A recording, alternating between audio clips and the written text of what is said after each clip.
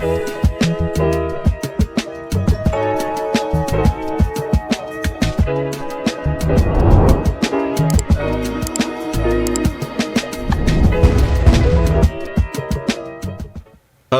we're going to talk about another episode of On the Wrist from Off the Cuff. Today we have a really cool review for you guys from the brand Titoni. A little about them. They're a family-owned, Swiss-made independent brand since 1919. And at the heart of Titoni's philosophy stands its credo to produce Swiss-made mechanical watches of the highest quality at affordable prices. Now, in terms of the type of watch, this is a really interesting piece. I'd say it mostly falls underneath the everyday watch category because you'll be getting that versatile blend of both sporty and dressy attributes. Now, in terms of also kind of a subcategory, it does also fall within that integrated steel watch space, which is really back in style right now, along with the typical, Gerald Genta designs, everyone from Tissot to Tudor to Gerard Perregaux to Bell and Ross, and even Bremont and Christopher Ward have taken a crack at this classic formula made popular by Genta. Now, this is their Impetus CeramTech, and this is in particular their version with the blue dial and the white chapter ring, and it really stands out. These go for $2,970 direct, and I just want to say a big thank you to Titoni for sending this piece in for me to share with you all. Now, it's pretty interesting because the other Titonis that I've actually reviewed, I would say, are on kind of the other ends of the spectrum, one being slightly more of a dedicated kind of dressy integrated watch, with the integrated lugs, or a very dedicated diver. This kind of has elements of both. So maybe if you couldn't choose between the other two, this could be the one for you. So with that said, let's go ahead, zoom the camera out, get this piece in hand, and take a closer look. Okay, guys, so as you guys can see, pretty far, kind of opposite ends of the spectrum. Here you have the more dedicated, integrated steel watch dedicated to an everyday vibe that isn't necessarily leaning too far in the direction of sporty or on dressy, but definitely leaning more towards the dressy side with things like the Roman numerals and this really cool cross-hatch dial. Also, the thinness, guys, the intricacies in this bracelet, also very nice. And of course, with a butterfly style clasp, that definitely is feeling a bit dressy versus the more sporty side. Now, on the other end of the spectrum, you have something like this bad boy right here, which is a more dedicated and classically designed dive watch, full of features, guys. Using ceramic as well, but just in a more traditional way when it comes to having that really nice dive time bezel. Also, you're going to have some extra goodies. Boom, check that out. Yes, a little toolless micro adjust action as well. But at the end of the day, the dive watch space is very, very competitive. And something like this, although it is a chronometer, Swiss made, really just loaded to the gills, it's tough sometimes to have something that really stands out while also maintaining that very classical aesthetic.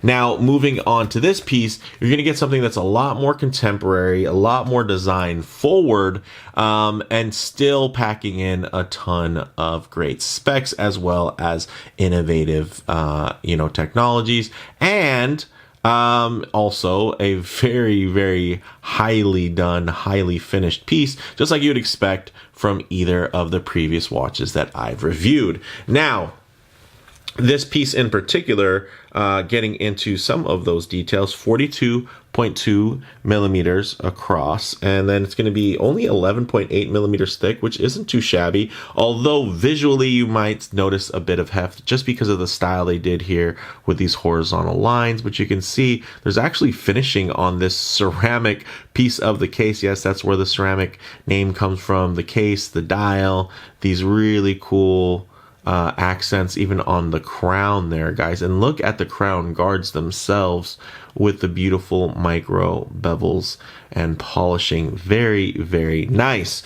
Now, Some of you might be saying, hey, this has kind of a, Seiko Tuna or Oris Aquas type of look to it. And it does, I would say. But of course, those aesthetics in terms of being, almost a lugless or an integrated design on something that looks very dive capable, those are definitely going to be a little bit more out there than something like, hey, well, most dive watches kind of look the same. And then most kind of Genta-esque integrated steel watches look very similar. So at least here, there's a little bit less competition. There's only a few handful of models you can really think of that are going to have us look to this. But I will say this looks quite different enough to where I think, you're not going to get it confused with an existing model from another brand.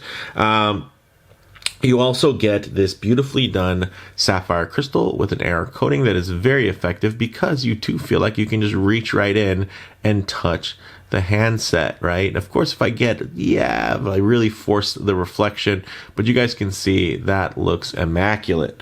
Now, getting into the crown, beautifully signed and of course enhanced by those very nice pop of blue there. And again, you're just getting such a high level of finish on, typically what is just relegated to a bezel insert, right? Like, look at the case finishing here. It's really impressive, and it's hard for me not to just, pay attention just to those factors, but I know that's not for everyone, so we'll get into some more of the details. So screw down crown, which is great because you are getting a full 300 meters of water resistance, although this doesn't have a turning bezel, which might be a turnoff for some, but you know what? There's plenty of Panerai dive watches that don't have turning bezels that people are kind of okay with, right? And at the end of the day, how many people are going to go diving with their watch? And then even the ones who do dive with them, how many of them are actually going to time their dive with the bezel? So that just dwindles and dwindles. So I think for aesthetic sake, this looks very clean and very cool. Typically, though, for a non-rotating bezel, a lot of times you wouldn't have maybe the hour markers printed on the bezel versus the minutes, which I think, visually kind of would make you think, oh, this is maybe a turning bezel, right? Now, getting onto the backside, guys, check that out. Beautifully done and nice to see here through this exhibition case back is going to be that automatic ETA 2892-A2. Very, very thin and a very reliable movement that, there was some very expensive watches that really have had this movement or movements that were based on this, but you add a coaxial to it. I'm talking to you, Omega. So this is a really great, very robust movement and very, very thin. It has a 44-hour power reserve, beats at 4 hertz or 28,800 vibrations per hour. And also the accuracy is checked in 5 positions.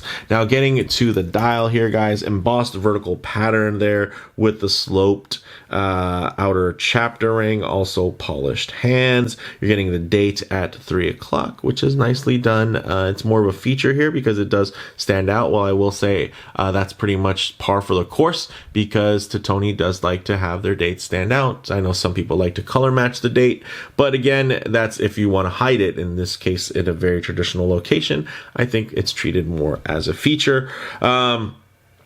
And then you get into Lume, guys. There's a nice amount of Lume on here. Again, not a dedicated dive watch, although it does have a lot of robustness in terms of its dive capability with 300 meters or 30 atmospheres of water resistance. You're getting integrated lugs, and you do have this really cool, fully articulated bracelet that does have quick release spring bars as well. And it does also come with a rubber strap. I have it on the bracelet. I'm a bracelet guy. I've seen a couple of reviews where they featured it on the strap, so I thought, hey, why not kind of change things up and showcase it on the bracelet. And with all of these micro bevels, the beautiful flat link brushing, I mean, it is very, very handsome. Also, you're going to have something, unfortunately, not quite as cool as the one where you can press on the logo with a dedicated diver, but you do still have a little ratcheting system that gives you 3 positions of toolless micro adjust. So again, pop it out, and then if you want to ratchet it down, There you go. So it's more so you're using this instead of, let's say, having half links available. This is truly for micro adjust versus, I mean, I guess you could somewhat use it as a diver's extension if needed, but I would say probably easier to just swap it to the provided rubber strap at that point. So with that said, let's actually get this piece on the wrist and see how it wears. Okay, guys, as you can see on my 7.5-inch wrist, I think this wears really well. Some of you are probably saying, wow, that actually looks and wears better than I thought it would. And there's a couple of reasons that this does wear so well, right? A lot in terms of it does have to do with visual weight and the way that this watch is really designed. But I will also acknowledge that if I put my wrist a bit too close to the camera lens, it's going to make it look large. So if you do see a couple of wristwatch checks with this watch, whether it be in a Facebook group or on Instagram, it's probably going to look large. But I will say a lot of that does have to do with, of course, perspective distortion. So what I like to do is keep my arm nice and low and then just zoom in here so we can tighten up the frame while still keeping a truer aspect ratio of how this may lay on your own wrist when you do look down on it versus the way a camera lens is going to pick it up and interpret it, right? So one thing that does help the visual weight here is the fact that it does have a steel bezel insert, which means that the dial is going to be more centered versus being extended by having a matching bezel insert. So with that steel bezel, that's already creating some nice separation between the dial. Also, now you're even getting that white chapter ring, which does that even more, and it focuses those indices even more closely to the center of the dial, which visually, again, is shrinking the dial. So it's going to wear a lot smaller. I mean, at least visually, I think actually the way that it wears is, I mean, when you think about it, right, this is only about 42 millimeters. That's a full size watch. That is not an oversized watch by any means, especially when you do have the more manageable, underneath 50 millimeter lug to lug. You can also see that, again, for a 300-meter diver with all the tech that's packed in here, even with a see-through case back, guys, this thing has a beautifully slim and trim silhouette that really does hug the wrist. Look at the downturned lugs. As angular as they are, they definitely play the angles right, and they are quite short, stubby, and do tend to wrap beautifully around the wrist. And look at the light show there, guys, just from this bracelet. Check that out. And yeah, although my wrist is a little bit larger, than average at 7.5 inches, you guys can also see that it's also not a super thin wrist. It's more of a round wrist, so it's not just super flat and accommodating to any old watch. So with that said, let's go ahead, get it off the wrist, set up for some Lume shots, low light transition, and closing thoughts. Okay, let's go ahead and hit the lights here. Hey, look at that. Now again, although not a dedicated diver, wow, this is just beautiful. Check out that Lume. Very, very nice, guys. Again, this is just a really cool sports watch. And I'd say the 300 meters of water resistance is more about showcasing how well this is built and what to such a high tolerance you're going to get. I mean, the same thing goes for some of those, nice dress watches with 100 meters of water resistance, right? It's really to let you know how robust it is. It's not because they want you to take it diving 100 meters, even with a screw down crown, guys. So not that you couldn't take this into the water and you couldn't take it diving. You could take this anywhere, on the jet ski, guys, on the boat, even it could be a pontoon boat. It doesn't have to be a yacht, because the price isn't super prohibitive at under $3,000. But one thing I always like to work in is a bit of a low light transition, because you're not always going to be out in the middle of a field enjoying direct sunlight. A lot of times you're going to find yourself coming in and out of buildings, walking underneath overhangs, or just hanging out underneath the shade of a tree. So it is nice to see what these colors, textures, and finishes render like in less than optimal lighting. So we have included a bit of harsh lighting, which simply could expose any types of production defects. But all you're going to see here is just a little bit of wear and tear from me handling this watch over the past few weeks. My goodness, this thing's gorgeous. Look at the way the dial can kind of blend away. At times you don't see that, that plank pattern. Then here it kind of comes in, it jumps out. I do enjoy when you can find those additional details that, at an initial glance, you might not pick up on, down, but then there's something to find. I'd say if a watch is going to shout at you, it should still have something to tell you after a closer examination. You shouldn't be able to get every beautiful detail, at arm's length. And I do think that they do a great job of drawing you in. A lot of it has to do with this bracelet, which I had to showcase it on. Guys, look at how smooth and uniform the light glides over those flat links and how deep the luster is on those beautiful high polished bevels. Such a fantastic light show you're going to be getting here, guys. Look at this. This thing is gorgeous. And of course, it's nice to have something pretty on your wrist, right?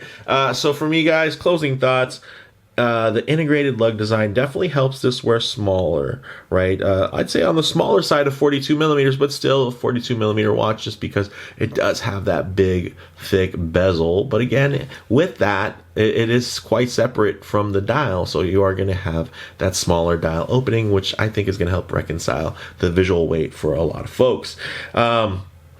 Very highly finished, guys, with hairline brushing over smooth contours, accented with visually sharp bevels. Not necessarily sharp to the touch, but visually sharp in terms of that 4K HD crispness that you would expect from a timepiece, of over $2,500. And in terms of model variants, definitely check their site links for options and availability in terms of comparable models. More and more integrated steel sports models, they're coming out and they're trying to capture that luxury aesthetic. But I'd say this Impetus CeramTech captures more than just the look, right? It really gives you the luxury-like feel and a high-tech, heavy and complex, less derivative package, which I think is really fun, guys. Again, there's really not too many comparables you can put this next to, and I dig that, especially when you start looking at some of those other details. And the nice thing is, even if from afar at arm's length, you're thinking, a steely tuna from Seiko, or you're thinking an Oris Aquis from Oris, the closer you get, the nice thing is you're going to find things that those watches don't have. You're going to find these beautiful ceramic accents. You're going to find these amazing, this amazing bevel work. So that's what's nice. Sometimes you might see a watch and think it's something you want to take a look at, but then you get close and the only thing it has to offer you is just a different logo. Here, you're going to get drawn in and you're going to find really cool, fine details that are really thoughtfully executed and appointed. So for me, guys, the bottom line is this is an extremely well-finished and executed piece. This really handsome Swiss-made beast from Titoni manages to perfectly balance that sleek and substantial kind of tug of war that it has going on. It is still quite sleek, right? But it does feel nice and beefy and chunky on the wrist at the same time. But let me know what you all think down in the comments below. If you like the video, please do like. And if you haven't already, please subscribe for more content just like this. Thanks, guys.